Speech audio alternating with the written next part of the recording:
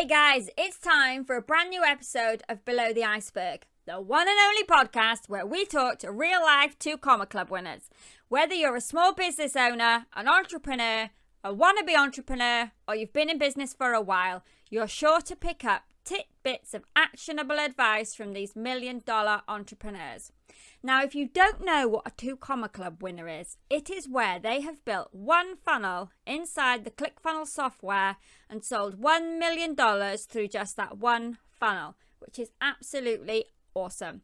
Now, in this episode, I am absolutely over the moon to be talking with the queen of social media, who catapulted herself from a single mom on food stamps to the queen of social media with over 1 million followers on TikTok. It is the one and only Rachel Pedersen, and she's now working towards her 8th 2 Comma Club. So let's dive in and find out how she achieved all of that.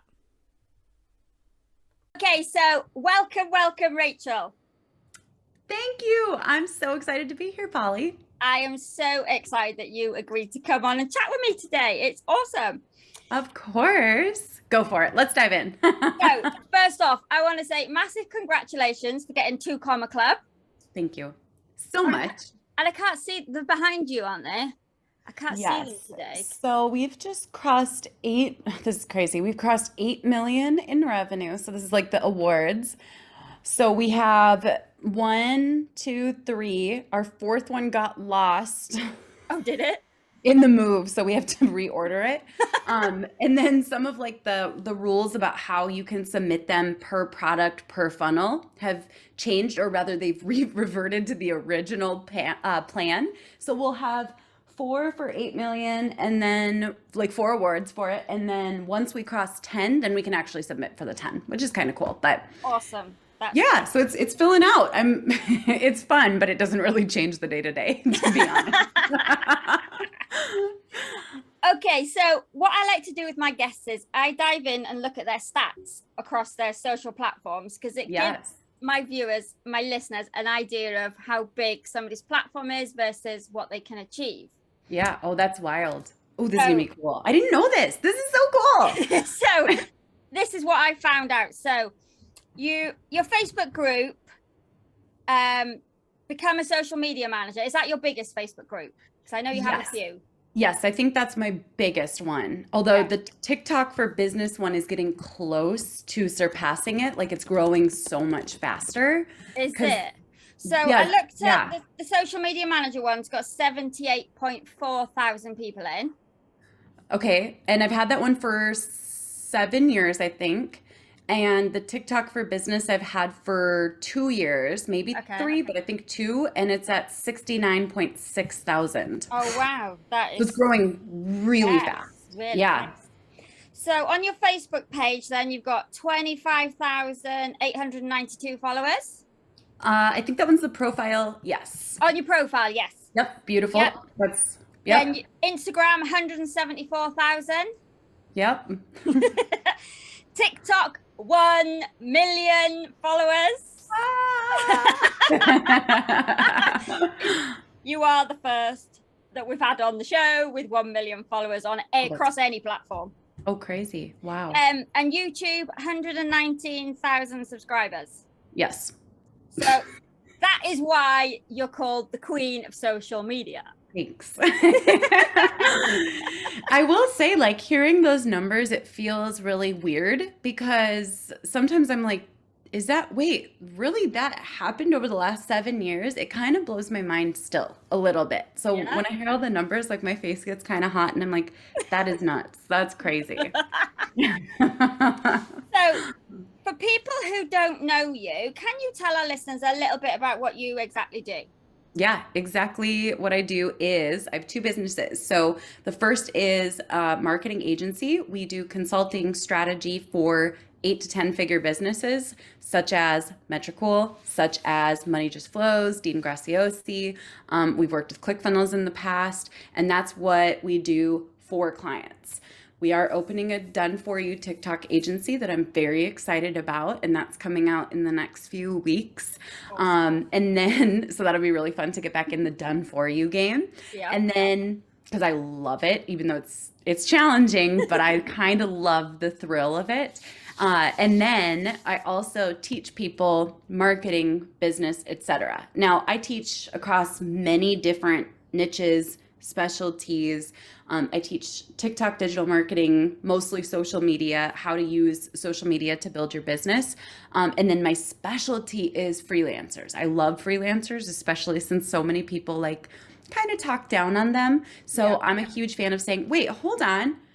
Everyone else started as a freelancer. Let's get this straight. If you look at the histories of pretty much every single expert, they all started as freelancers. So let's not poop on the freelancers. Oh, sorry. Can I say poop? Yes, fine. Spend enough time around me, it's going to happen.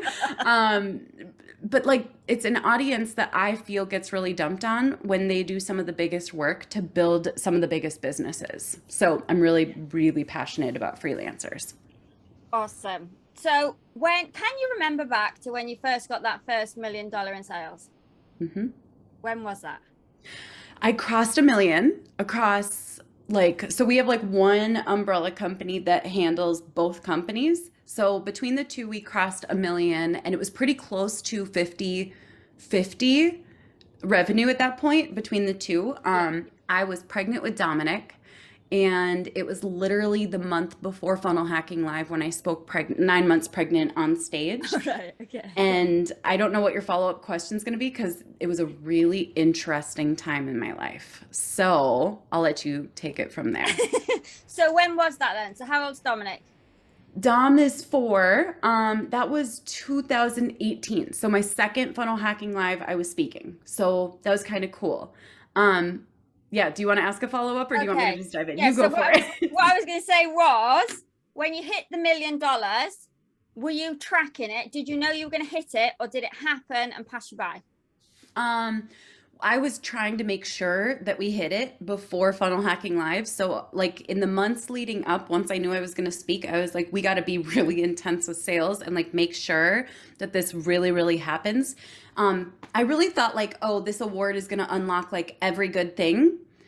And it is great. I love awards. I think they're super fun and they motivate me, and they're really kind of like, especially for those of us who weren't athletically inclined, I'm not.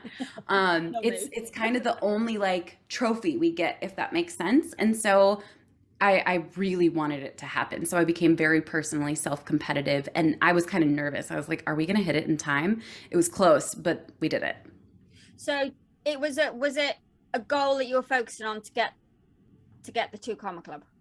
Now, this is interesting because at that time, I was more focused on numbers and accolades and just desperately trying to prove to people that I belonged, especially without a degree and without like the pedigree of business and stuff. I was like, I just need people to know I'm legit. I need people to, you know what I mean? There was like a focus on the wrong thing there at that point in time. And I realized it as soon as I stood on stage with that 2 Comma Club award. And I was like, oh, shoot. I let a lot break in the process of making this happen. So when you hit the million, did you have a celebration? I don't think I did. Isn't that wild? Now, to be fair, I was really pregnant. And I'm glad that none of you guys will ever have to like meet me during pregnancy, because I am cranky. So I am a cranky a not good emotional, like over the top emotional pregnant person. So I was probably like breaking down about something and like, oh my God, and we crossed 1 million. Like, so that's probably actually how that conversation went. The second was better. The third was better. The fourth was amazing. And now the awards are just frosting. What type of funnel was it that you were using when you got that first one? Ooh, this is super interesting. So this is gonna be different probably than any other answer you've gotten, okay?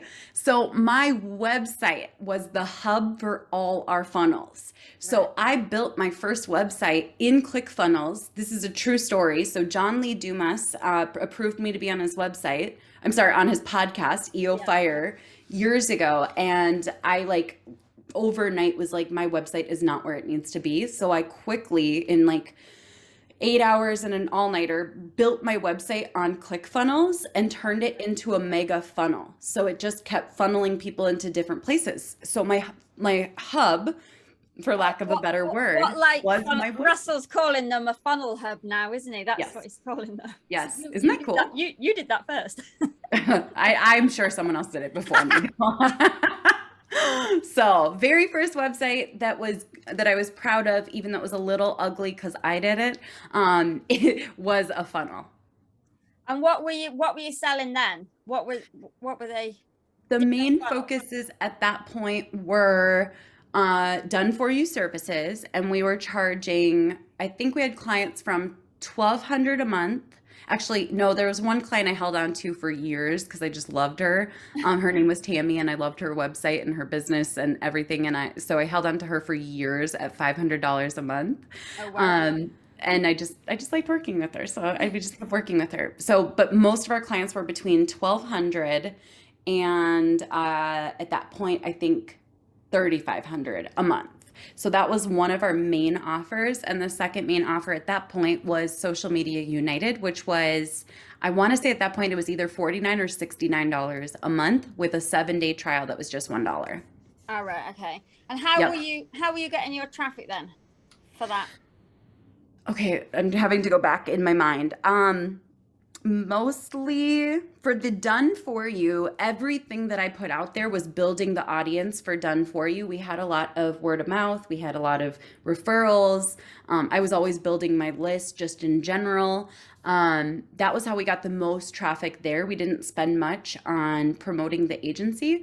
And at that point, it wasn't really a full agency. It was more like a glorified freelancership with just kind of a clockworked model a la Mike Michalowicz. And then on the other side, it was mostly two things: Facebook ads. And we were doing at that point in time straight to the $1 trial. We were doing a webinar that sold SMU at either the monthly or a discounted annual. And then inside of Become a Social Media Manager, we did a lot of organic promotion. So those are that's all the traffic sources. Sorry, I'm getting really in depth, but I think that'll be helpful. Good. Yeah, cool. So I just want to do a little bit of a rewind now. Back to your childhood. What did you want to be when you grew up, when you were a child? I love this question. If you want to get to know people, that is such a good question. Good question. Okay, when I was a kid, I only wanted to be 3 things. I wanted to be an actress, a singer, and an author. That's it. Cool. I always wanted to be an actress too. Ooh, you've got to look. I bet you could do it. I'm serious. I'm too old now. Look up Judi Dench. She started so late in life, like so late. I want to say 70s maybe, in her 60s or 70s was the first time she started acting. It's so fascinating. Look it up. It's so cool. So when you left school, what did you do? Did you go to college?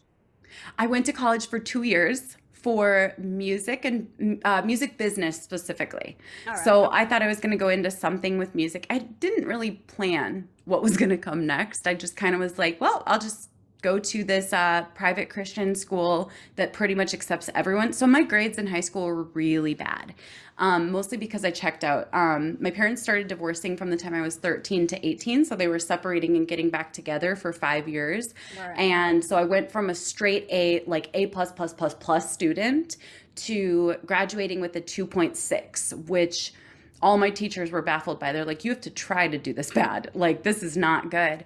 And so I didn't have a ton of options or prospects for schools because my grades were terrible.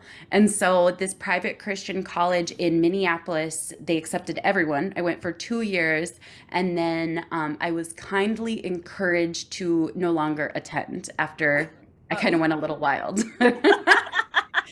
So what did you do then? Then I went into the restaurant industry. So I became a host and then a server. So I was hosting while I was in college to pay for like just life, hosting at the Mall of America. And I decided to be like, you know what? I'm going to make the big bucks now. I'm going to become a server. And you do make the big bucks as a server, depending on where you're serving. And so I became a server, and then surprise, I accidentally got pregnant at 20. So one of the things that goes along sometimes with the server life is they all go out and everyone drinks and it gets kind of wild. And I drank a lot underage back then. And I probably shouldn't share this, but whatever. I had a fake ID that said my name was Vani and I was from Pennsylvania, and it said I was 5'11" and I'm only 5'3", but like no one ever checked it and it wasn't even a picture of me. I am not endorsing that at all. But everybody used to have false IDs back then. Yeah, surprise. I was suddenly going to be a mom. So that's what came next. I dropped out of serving because the smell of food made me really sick. And I decided, okay, let's pivot again. And I decided to go to school for hair. All right. Okay. So you did that while you were pregnant, did you? Did you learn that? Part of it? Yeah. Yeah. So I did, I want to say I went until I was about 6 months pregnant. So I was in for a portion of the program. It's less than 11, or sorry, I think it's 11 months to become a hairstylist. It's like a year program. So I did somewhere between 4 and 6 months pregnant, and then took a 1-year break, got on welfare, food stamps, had support from the government to just keep going and existing. Went through a big breakup with Dakota's dad, and then went back to school, finished my hair certificate license, and then became a hairstylist. Okay, so how long were you a hairstylist for? Oh, okay, let's see. So Dakota was 1 by the time I became a hairstylist, and then I was a hairstylist for until I started marketing. So until 2016. Okay, so how do you jump from hairdressing to marketing? A miracle. No, I actually don't really understand how this like happened. But I always had that desire to start my own business at some point. So when I worked as a server, I was like, one day I want to own a restaurant. When I worked as a hairstylist, I was like, one day I want to own a salon. But I just had no idea how to connect the dots and make any of it a reality. Right. And so when I was doing hair one day, a client came in and I was like literally giving her highlights. I was really good at highlights. And we just started talking about business and social media and Shark Tank. And she was like, so you market your services on social media? I was like, yeah, that's totally what I do. I only knew like this much, but her husband had just bought a fast food corporate company, so a franchisor. All right. And they were like, we need some guidance in marketing. Would you be willing to guide us? And I was like, yeah.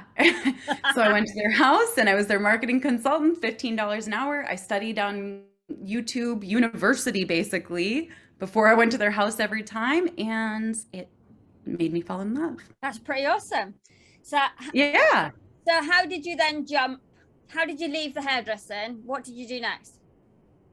Okay, so I jumped too fast the first time. So when I secured them, I was making $15 an hour with them, which was great side money. But if you do the math, it's not easy to like, even full time, that can be hard to sustain a growing family. I'm married at this point, by the way, too. So I'm married. We have 2 kids, and one from before, and then we had a kid too throughout this whole process. And then, so I jumped and panicked and tried all the ways that freelancers try to find clients, like just desperation, looking for clients, can't find them anywhere, can't find guidance. I'm YouTubing, how do I find clients, all of the above.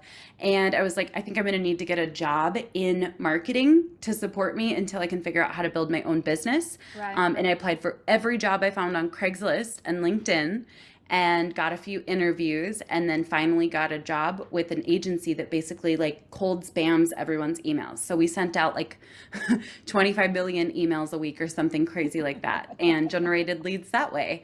But I learned a lot about copy and what I do and don't like in marketing in that role. And let me just finish connecting the dots to get to where we are today so that it's like super clear, because this is kind of a wild journey actually. When I'm saying it, I'm like, how did I end up here?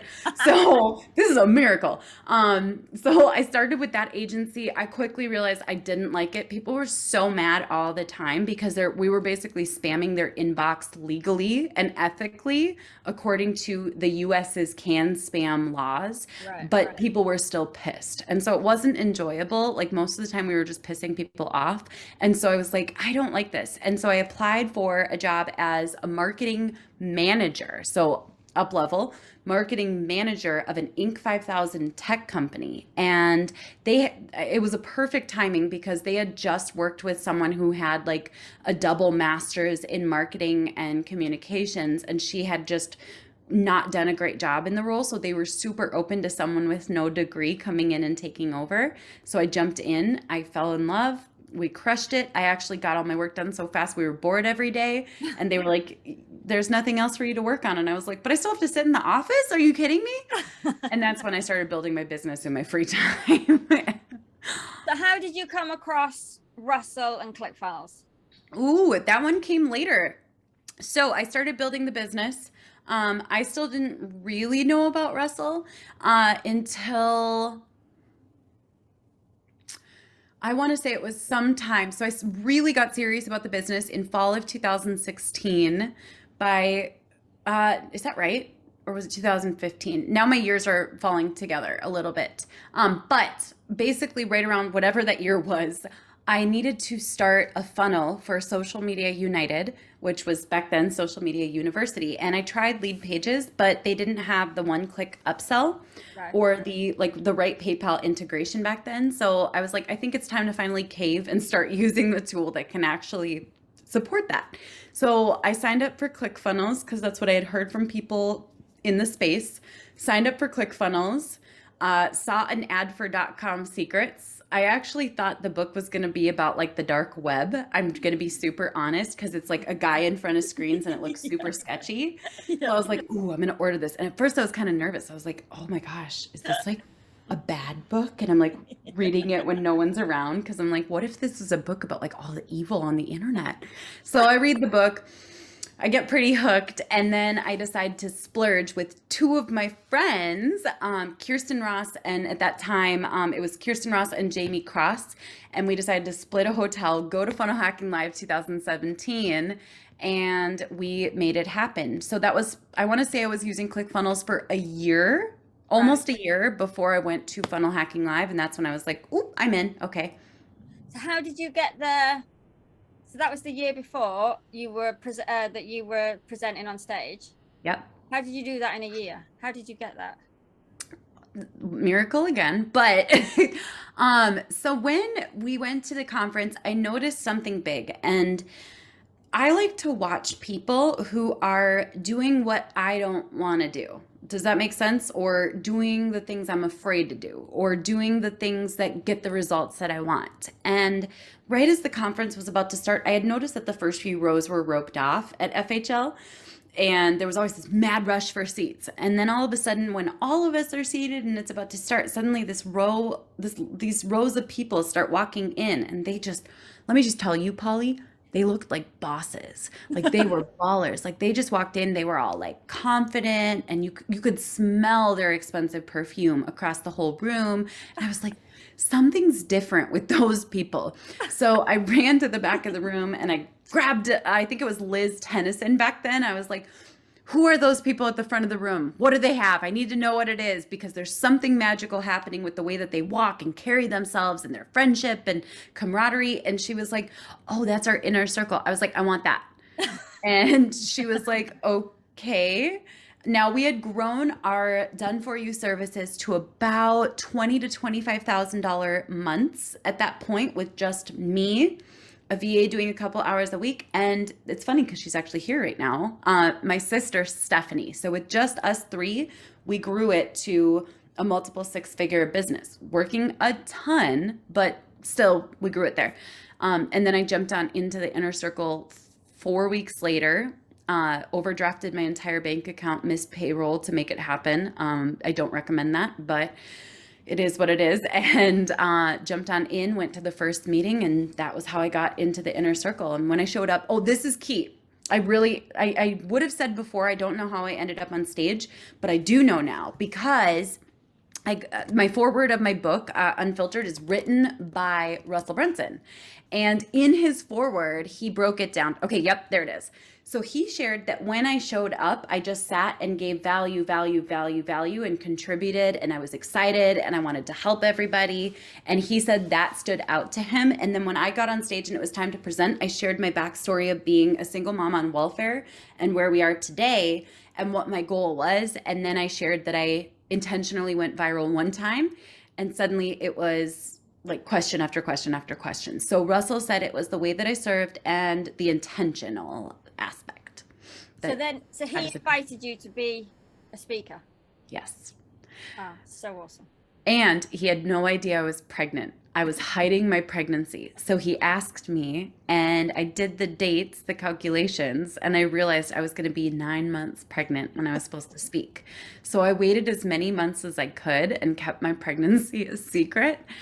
And then I had to announce before I went to this event in Boise because I was showing and I announced and I get a box from Russell and he's like, I'm doing the math. How close is your due date to Funnel Hacking Live? And I said, I think if I tell you, it's actually going to make you more nervous.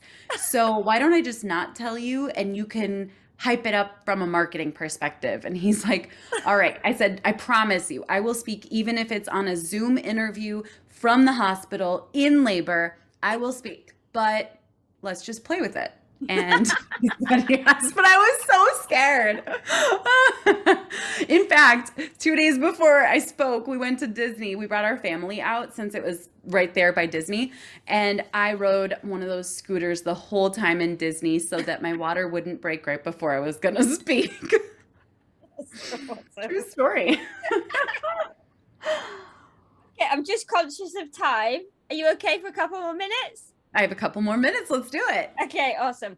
Has there ever been a time where you wanted to give up? Oh, yeah. It's many. Is it too soon for me to talk about the one last week? No, but seriously, if you think like, if anyone listening to this thinks that thought does not go through the mind of many successful people a lot, you would be mistaken. So there are times where I'm just like, oh boy, this is intense. Like it would be so much easier to just go get like a VP of marketing or CMO position and just walk away. And so this is funny, we do have a price for that, but it is intentionally outpriced from the market. So because it would be a lot for me to ever walk away. I'd have to make sure my family was set up for 5 years to set us up for life.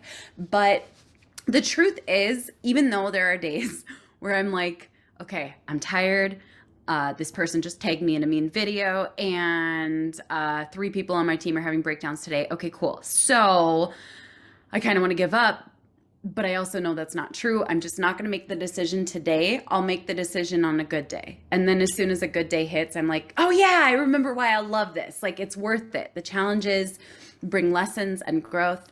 So yes, I do feel like giving up sometimes. I hope that helps. Yeah. So, okay. What do you think's been your biggest achievement so far?